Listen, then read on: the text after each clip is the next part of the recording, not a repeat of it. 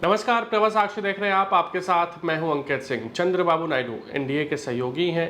केंद्र सरकार में फिलहाल उनकी बड़ी भूमिका है। आंध्र प्रदेश के मुख्यमंत्री हैं, बड़े पुराने राजनीतिक चेहरे हैं और उनकी राजनीतिक शैली के सभी मुरीद हैं। उन्होंने राजनीति में हर हथियार अपनाए हैं और राजनीति में ऊंचाइयां भी देखी हैं।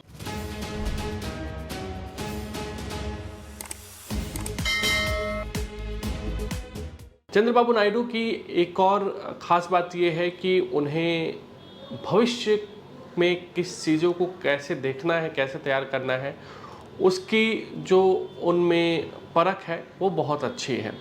हैदराबाद जब अविभाजित आंध्र प्रदेश की राजधानी थी, उसे फ्यूचर में हाईटेक टेक्नोलॉजी के हिसाब से कैसे बनाया जाए, उन्होंने चंद्रबाबू नायडू ने किया है। हैदराबाद को कैसे आईटी हब बनाया जाए, उस दिशा में चंद्रबाबू नायडू बढ़े।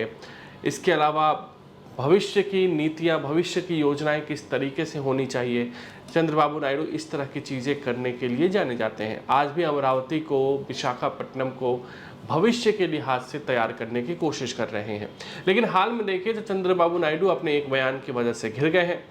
एक बयान में उन्होंने साफ तौर पे कहा कि राज्य सरकार जो है वो एक नई योजना शुरू करने जा रही है, जिसके तहत तीसरे बच्चे के जन्म पर परिवारों को 30,000 रुपये और चौथे बच्चे के जन्म पर परिवारों को 40,000 रुपये। यानी कि वो कह रहे हैं कि 2 बच्चे तो ठीक हैं, लेकिन अगर आप तीसरा बच्चा आंध्र प्रदेश में पैदा करते हैं तो सरकार की ओर से तीसरे बच्चे पर 30,000 और चौथे बच्चे पर 40,000 रुपये दी जाएगी।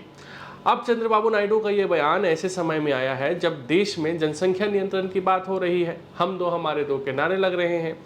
सरकार से भी जनसंख्या नियंत्रण को लेकर कानून बनाने की मांग लगातार हो रही है केंद्र के स्तर पर। लेकिन चंद्रबाबू नायडू इस तरह के बयान क्यों दे रहे हैं? उन्होंने ये भी कहा है अपने बयानों में कि अगर हम नहीं संभले तो हमारी जो दशा है वो जापान और कोरिया जैसे देशों जैसी हो सकती है।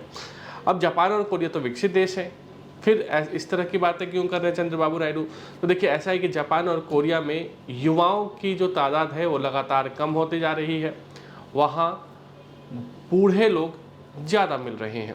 इसके अलावा जो मैन पावर है वो भी कम होता जा रहा है उन देशों में, और शायद इसी की तरफ चंद्रबाबू नायडू अपने बयान के ज़रिए इशारा कर रहे थे। हालांकि चंद्रबाबू नायडू इस बात को भी स्वीकार करते हैं कि हमने पहले यानी कि पास्ट में जो परिवार नियोजन है उस पर काम किया था, लेकिन अब समय की मांग है कि हम अपनी जनसंख्या को बढ़ाएं, हम अपनी युवा शक्ति को बढ़ाएं।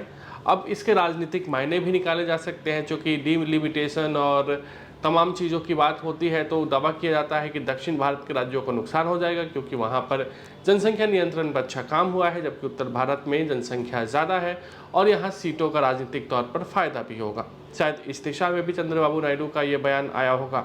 लेकिन अब चंद्रबाबू नायडू जो कह रहे हैं उसको लेकर सियासत तेज हो गई है। कार्तिक चिदम्बरम ने तो हैरानी जताई कि क्या सच में ऐसा वो बात कर सकते हैं। इसके अलावा जो बृंदा करात है, लेफ्ट की नेता है, उन्होंने साफ तौर पे कहा है कि मैं उनसे बिल्कुल भी सहमत नहीं हूँ, ये पूरी तरीके से गलत है। ये महिलाओं को उनके मौलिक अधिकारों से वंचित करने का एक तरीके का बयान है।